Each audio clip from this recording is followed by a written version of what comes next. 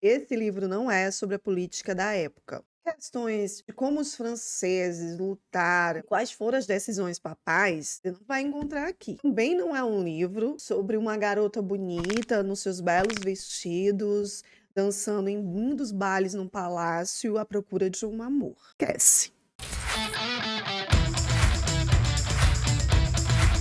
A Itália, no final do século XV, era um lugar vibrante e violento. Nesse período, várias famílias poderosas dominavam diferentes cidades e regiões. Nessa história, vemos como os Orsini, Della Rovere, os Sforza, Médici e tantas outras famílias constantemente lutando pelo poder. E com os novatos Borgias entrando nessa disputa também. Nessa história, o papado era tanto um poder político e militar quanto religioso. Rodrigo Borgia mobilizou seus filhos estrategicamente para garantir sua dinastia. Coisa que é um conceito meio estranho. Amigos e inimigos poderiam ser trocados à medida que a fronteira era redesenhada. Os Borgias alteraram as regras para se adequarem a eles em tempos de incerteza. Lucrécia Borgia, a princesa do Vaticano, C.W. Gorgine, captura ali as interações do centro do poder da Itália, sem prender nas minúcias, nos detalhes, às custas da história. Esse livro pega o recorte da vida dos Borgias, supostamente, a gente tem que deixar claro, quando Rodrigo se torna Papa VI, e nessas estratagemas dele, ele casa a filha de 13 anos para se proteger de alguma coisa aí. Então a gente vai conhecer e também vai se enganar. Como esse livro é escrito em primeira pessoa, a gente vai olhar para essa família à luz da Lucrécia. A adoração que ela tem pelo pai, pelo irmão, a convivência dela com a mãe e com os outros irmãos também. É uma relação que é inocente no primeiro momento e aí depois você vai se chocando com cada descoberta. Você, enquanto leitor, meio que, como é escrito em primeira pessoa, tem as mesmas reações que a Lucrécia ao desvendar, sabe? Aquela coisa de você descobrir que seu pai não é tão bonzinho assim, seu pai não existe. Pra mim, eu devo dizer que é um choque, porque eu sempre tive na minha mente essa ideia, esse conceito de que os padres não casavam.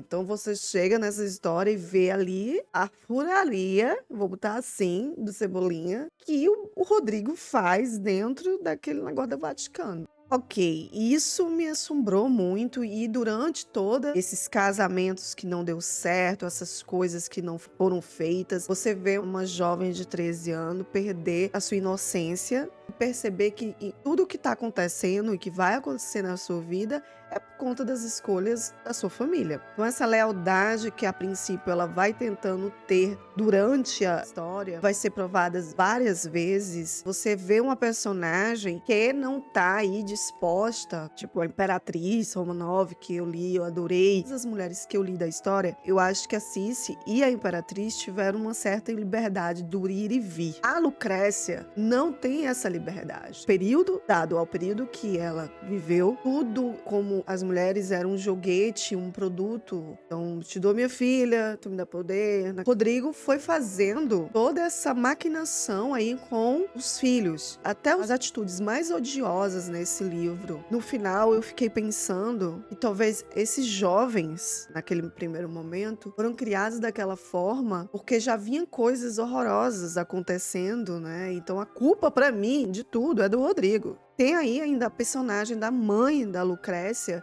que pra mim foi uma personagem justiçada, até eu ler outro livro. Nesse, sabe quando você já passou por muita coisa ruim e de repente você fecha aquele sentimento no teu coração e começa a ser mais seco, mais egoísta. No primeiro momento, você olha pra mãe e acha que ela é uma tirana, e ela contribuiu e muito do sofrimento da filha. Ao final da leitura, já passado alguns dias, eu penso que essa mãe tentou o possível, mas também não tinha força a proteger a filha. No início você acha que é um ciúme, mas aí depois você vê que é muito mais profundo, o buraco é muito mais embaixo. Esse é um livro que não é um livro fácil. Se torna uma leitura fluida porque foi escrita pelo CW. E vocês sabem, se você não sabe, fica sabendo, que eu tenho um carinho profundo por esse autor, porque consegue dar voz a certas mulheres da história. Assim, eu não sei nada dessa família, tudo que eu sei foi a partir dessa leitura. Portanto, é um livro que, a quem sabe a história dos Borgias,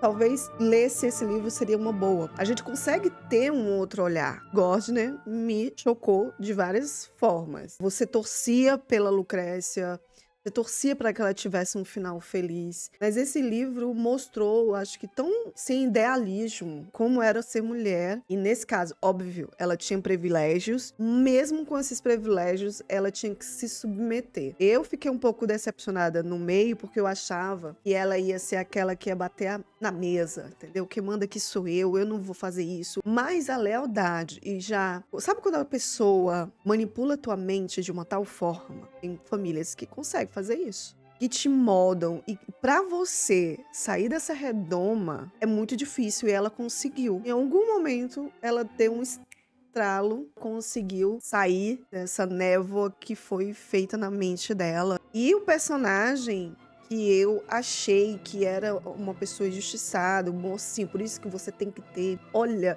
você tem que prestar muita atenção nas pessoas que são vítimas, muito facilmente se tornam opressor no estalar de dedo. E eu acho que esse é o X aqui dessa história e da escrita do C.W. Gardner. Ele consegue fazer a gente se pôr literalmente, emocionalmente, como personagem. Quando eu li a decepção da Lucrécia com um personagem aqui, como assim? Como é que faz isso? Como é que tu... Sabe, isso não é certo. Eu me vi várias vezes nessa discursiva com essa leitura. E foi uma leitura assim que eu não fiz de um fôlego só. As últimas páginas eu já tinha visto tanta tragédia na vida dela que eu pensei assim, não, gente, eu tenho que me recuperar, porque teve um respiro, sabe? Só que aí já aconteceu tanta coisa ruim que aí você pensa, cara, tá muito feliz. Então eu esperei. Fui pra outra leitura e voltei pra terminar. Eu acho que se eu tivesse seguido as últimas páginas, eu ia ficar muito triste como a Lucrécia ficou. E o C.W., ao contrário das outras obras dele, onde ele não deixa prólogo, nesse aqui ele deixou porque é uma ficção histórica. Eu não sei se isso vai ser spoiler pra você. Assuntos como incesto, tortura, estupro, tá tudo aqui. É uma violência atrás da outra. Então, assim, C.W., ele é conhecido por não ter pena do leitor. Ele pegou alguns rumores da época e ficcionou em si. Na história tem muita contradição sobre alguns fatos dos Borgias. Pelo que eu entendi, foi um olhar mais humanizado a personagem, de uma megera sedutora que pega homens e envenena a seu bel prazer, a uma garota que se tornou mulher no seio de muita intriga e manipulação como um objeto de xadrez. Para mim, que não sabia nada dos Borgias, foi uma porta de entrada. Eu quero ler um outro livro que é pelo olhar de uma outra personagem que tá aqui, porque mesmo essas personagens contraditórias, você assume os vilões da vida dela no primeiro momento, porque a gente olha no primeiro momento ela ainda jovenzinha, depois você raciocina que talvez essas pessoas não foram vilões de verdade, e sim outras peças manipuladas pelo nosso querido Rodrigo e tantos outros daquela época. Dei 4 estrelas para essa história. Vou ler tudo o que o C.W. Gardner escreveu. Obviamente tem outros autores que são ótimos nessa história, eu vou conhecer, mas eu acho que para desbancar C.W. vai demorar, viu? De tão bom que é. Fiquei sabendo também que os Borgias inspiraram o livro do contemporâneo Maquiavel, o tal do Príncipe, e desde então tem fornecido amplo material aos artistas criativos, de Victor Hugo a Donizete Showtime. Até estrelaram um videogame. E veio o poder dos caras. Você já conhecia essa história? Você já conhecia os Borgias? Conta aqui nos comentários. E se você gostou desse vídeo, não esquece de deixar um gostei pra mim e de clicar nesse vídeo que eu vou deixar bem aqui pra gente continuar essa conversa. Clica aqui.